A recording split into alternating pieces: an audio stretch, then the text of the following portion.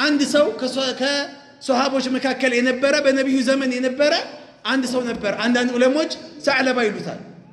ይሄ ሰው የመስጊድ እርግብ ተብሎ ይጠራ ነበር። መስጊድ ሙአዚኑ ከመግባቱ በፊት መስጊድ ይገኛል። መስጊድ ውስጥ ጊዜ ያሳልፋል። የመስጊድ እርግብ ያሉት ለዛ ነው፣ በጊዜ ከመገኘቱ የተነሳ እና ድህነት አሰቃይቶት ነበርና ነቢዩ ጋር መጣና አንቱ የአላህ መልእክተኛ ሆይ ድህነት በቃኝ፣ አላህን ለምኑልኝ፣ ሀብታም ያድርገኝ አላህን። ተው ያለህበት ይሻልሃል አሉት። ይሄ ላንተ ኒዕማ ነው፣ ይሻልሃል፣ አላህን እያመሰገግ ሰብር እያደረግ ኑር አሉት። አረ ያ ረሱላላህ በፍጹም እኔ እኮ አላህ ሀብታም ቢያደርገኝ ዘካ እሰጣለሁኝ፣ ሚስኪኖችን እንከባከባለሁ፣ እንዲህ አደርጋለሁ፣ ዝም ብዬ ሀብቱን ለማከማቸት አይደለም እፈልገው አላቸው። ይሻልሃል ተው አሉት። እምቢ አለ። ምክንያቱም ነቢዩ አላህን ለምነው እንደማያሳፍራቸው ያውቃሉ። እጃቸውን ከፍ አድርገው ያ አላህ ለሰዕለባ ልቀቅለት አሉት፣ ወይም ለዛ ሰውዬ። አላህ ደግሞ ነቢዩን ይሰማል። ወረዳ እንዳለ ዱንያው ከብቱ፣ ግመሉ፣ ፍየሉ፣ በጉ እያንዳንዱ እየበዛ መጣ። መጀመሪያ ከሙዓዚን በፊት የሚገባው ሰውዬ አዛን ሳይል አልገባም ማለት ጀመረ እያለ አንድ ረካዓ እያመለጠው ልክ እንደቀድሙ ሰውዬ 2 ረካዓ እያመለጠው የመጨረሻ ተሸሁድ ላይ መምጣት ጀመረ። ሰላት ጀማዓ ነቢዩን ያገኘ ሰውዬ፣ በነቢዩ ዙሪያ ላይ የነበረ ሰው፣ ወህይ የወረደ በነበረበት ዘመን ላይ የነበረ ሰው፣ ድህነት አልፈልግም ብሎ ሀብቱ ቢዚ ያደረገው መጨረሻ ላይ አላህ መልእክተኛ አለይሂ ሰላቱ ሰላም ይህ ሰውዬ ሰላት ትቶ በጁማ አንድ ቀን ብቻ መስጊድ መምጣት ጀመረ። ከዛ የአላህ መልእክተኛ የዘካ ሲስተም ዘካ ሰብሳቢዎቻቸውን ሲልኩ ዘካ ተቀበሉ ብለው ሲሄዱ እሱ ጋር ደረሰ ተራው።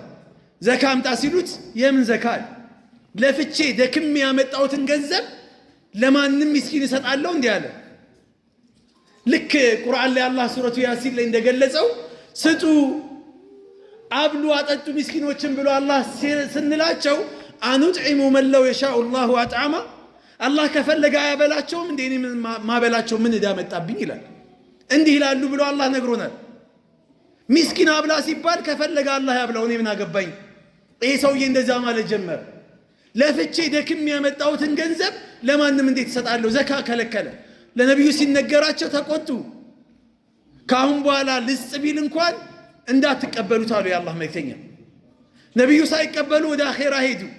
አቡበከር ተተኩ። 2 ዓመት ከምናምን ሲያስተዳድሩ ዘካ ልስጥ ብሎ ተሸክሞ ገንዘቡን መጣ። ነቢዩ አትቀበሉ ብለዋል። እሳቸው ያልተቀበሉን እኔ አልቀበልም ብለው አቡበከርም ሳይቀበሉ ወደ አኼራ ሄዱ። ዑመር ተተኩ።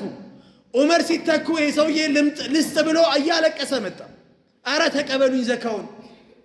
በፍጹም ነቢዩ ያልተቀበሉ አቡበከር ያልተቀበሉ እኔ አልቀበልህም ብሎ ዑመርም ሳይቀበሉ 10 ዓመት ሙሉ ዘካ ሳይሰጥ የአቡበከር 2 ዓመት ከምናምን 12 ዓመት ከምናምን ነቢዩም የሁላ ጊዜ ዘካ ሳይሰጥ መጨረሻ ላይ የተወሰኑ ሶሃቦች ታቢዒኖች ሲናገሩ ስለሱ አላህ ሙናፊቅ አድርጎ ከሙናፊቆች ተርታ አገኘ ነው አለ። ሙናፊቆ ነው። አላህ ይህንን ነገር እስከ የውመል ቂያማ ድረስ እንድንማርበት ስለሚፈልግ ሱረቱ ተውባ ላይ ታሪኩን አስቀመጠ። ወሚንሁም ከሰዎች ውስጥ አሉ መን አሃደ አላህ ለአላህ ቃል የገቡ ሰዎች አሉ። ለኢን አታና ሚን ፈድሊሂ ለነሰደቀነ ወለነኩነነ ሚነ ሷሊሂን። አላህ ከችሮታው ከሰጠኝ ሀብታም ካደረገኝ ይህን ያህል ሚሊዮን ቢሰጠኝ፣ ይህን መኪና ቢሰጠኝ፣ የግል ቤት ቢሰጠኝ፣ ፋብሪካ ቢኖረኝ፣ እንዲህ ቢኖረኝ ለአላህ ቃል የሚገቡ ሰዎች አሉ። አያችሁ፣ ለኢን አታና ሚን ፈድሊሂ ለነሰደቀነ ሰደቃ አወጣለሁኝ፣ ወለነኩነነ ሚነ ሷሊሂን ከደጋጎችም እሆናለሁ ብለው ቃል የገቡ ሰዎች ነበሩ። ፈለማ አታሁም ሚን ፈድሊሂ እኛ ቃል የገባነውን ነገር የለመኑን ነገር ስንሰጣቸው ይህ ነገር ሲደርሳቸው በኺሉ አለ አላህ፣ ቋጠሩ፣ ስስታሞች ሆኑ፣ የትናንትና ማንነታቸውን ረሱት። ወተወለው ጀርባም ሰጡን፣ እኛን እምቢ አሉን፣ እኛንም ተውና ይላል አላህ። እምቢ አሉ። ፈዐረዱ አፈገፈጉ፣ ሄዱ፣ እምቢ አሉ አለ አላህ።